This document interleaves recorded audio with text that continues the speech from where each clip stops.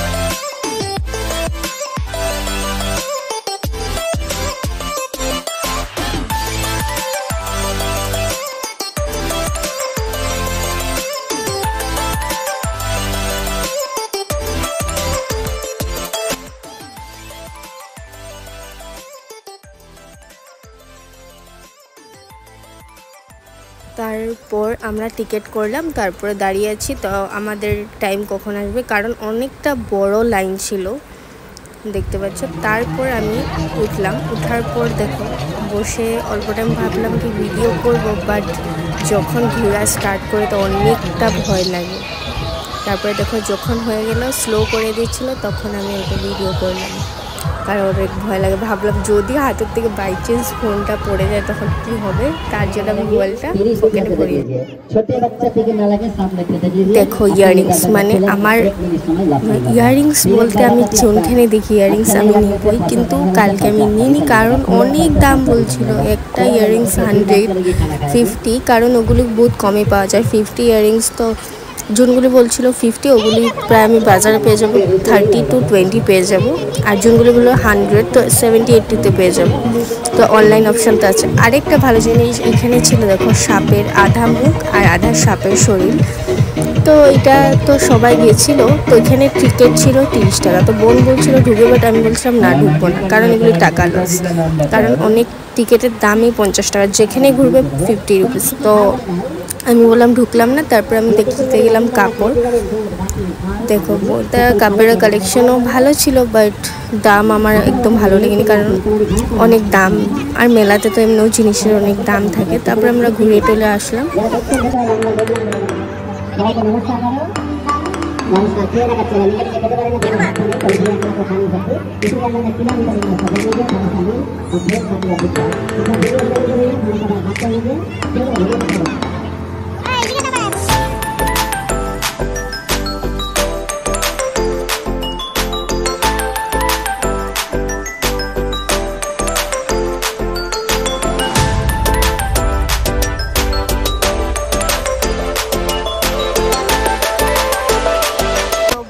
একটাতে উঠেছিল, তো আমি আবার ছোটো চরকিটার এখানে নিয়ে আসলাম। তো বললাম উঠবি, তো বললো উঠবে না, তো চলো। তারপরে আমি দেখলাম ক্লিপ ছিল, এখানে অনেক কিছু ছিল।